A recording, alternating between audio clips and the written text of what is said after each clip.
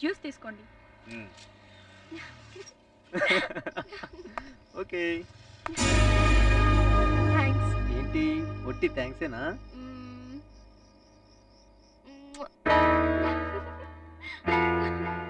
Bye bye.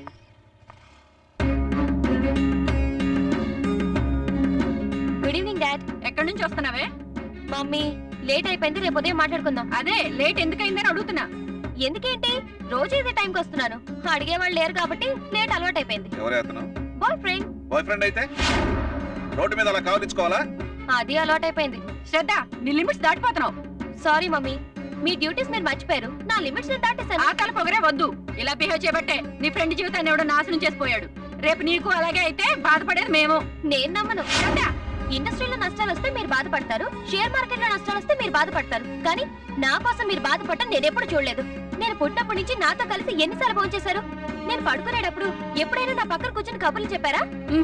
నోరు లేని ఆవు కూడా మేత మేస్తూ ఒక్కసారి తన దూడ కోసం వెనక్కి తిరిగి చూస్తుంది. కానీ మీరు మీ జీవితంలో ఎప్పుడు వెనక్కి తిరిగి చూడలేదు. ఎందుకంటే మీకు ముందు డబ్బు కనిపిస్తుంది తప్ప వెనక్కి నేను కనిపించను. అందుకే నాకు మనిషి కావాలి, నా మనిషి కావాలి. That's all.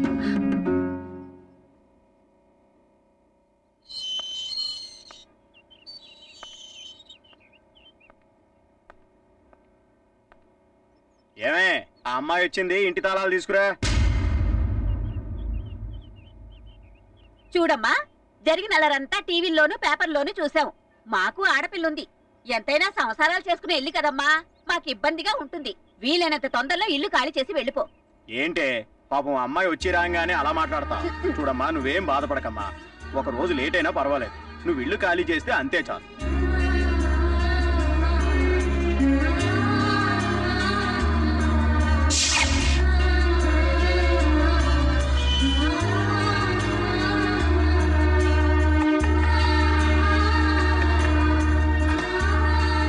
నువ్వా?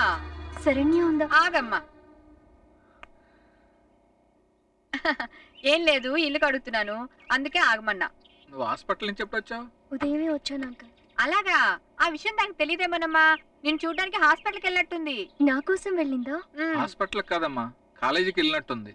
కాలేజీకి వెళ్ళిందో హాస్పిటల్కే వెళ్ళిందో, ఈ కాలం పిల్లలు ఎక్కడికి వెళ్తున్నారో ఎలా తిరుగుతున్నారో పెద్దోళ్ళకైనా చెప్పి చేస్తున్నారా ఏంటి? నేను వెళ్తాను ఆంటీ. సరేనమ్మా, మంచిది, వెళ్ళు.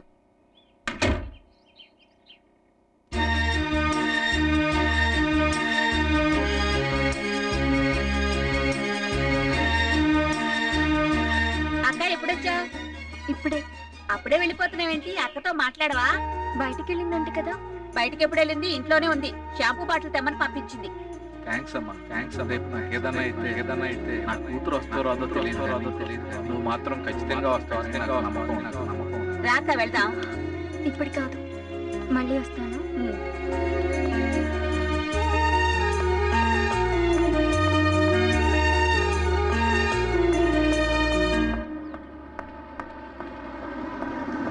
ఏ అనన్య, కారెక్కో.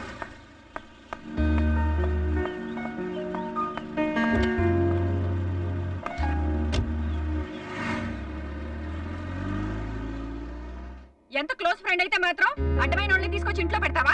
ప్లీజ్ మమ్మీ, అది ఇప్పటికే మానసికంగా ఎంతో దెబ్బతింది. ఈ టైంలో మోరల్ సపోర్ట్ చాలా అవసరం. అంత మోరల్ సపోర్ట్ ఇవ్వాలనుకుంటే 4 మాటలు చెప్పి పంపించాలి, కానీ ఇంట్లో ఎవరు పెట్టుకోరు. చెడిపోయిన వాళ్ళని తీసుకొచ్చి ఇంట్లో పెడితే మా పరువేం కావాలి? రేపు నీకు పెళ్ళేలా అవ్వాలి? మమ్మీ, రేపు నలుగురు అడిగే ప్రశ్నలకి మేము ఎలా సమాధానం చెప్పమంటావు? వెనక ముందు చూసుకోకుండా ప్రేమ పెళ్లి అని తిరిగితే ఇలాగే అవుతుంది. భయభక్తి లేకుండా అర్ధరాత్రి దాకా ఫ్రెండ్స్ అంటూ తిరిగితే ఇలాగే జరుగుతుంది. డాడీ, తోటి స్నేహితురాలు కష్టంలో ఉన్నప్పుడు నా అనేవాళ్ళు ఎవరు దగ్గర తీయనప్పుడు ఆదుకోవడం తప్ప? Please daddy. పంపించాయమ్మని. ఏంటలా చూస్తున్నావు? చెప్తే అర్థం కావట్లేదు నీకు? పంపించాయంటే అమ్మాయిని. ఓ ఫ్రెండ్ కి షెల్టర్ ఇచ్చే రైట్ కూడా నాకు ఇంట్లో లేదా? ప్రతి అనాథకి షెల్టర్ ఇవ్వడానికి ఇదేం అనాథాశ్రమం కాదు. నీకంత షెల్టర్ ఇవ్వాలనిపిస్తే ఏ హోటల్లోనో రూమ్ తీసివ్వు. ఎంత అమౌంట్ అయినా మేం పే చేస్తాం. అమ్మ, నాకు డౌట్. నేను పుట్టినప్పుడు నువ్వే పాలిచ్చావా, అతిథులు తెప్పించావా? ఏంటా పిచ్చి పిచ్చి మాటలు? అయినా నాదే తప్పు. నాకే అందించిన ప్రేమని పరాయి అమ్మాయి ఎవరికో అందిస్తారనుకోవడం నా ఫులిష్నెస్. అనన్య, అయ్యో అనన్య. లక్ష్మి. ఏంటమ్మా? అనన్యం చూసావా? ఇప్పుడే వెళ్ళిపోయిందమ్మా.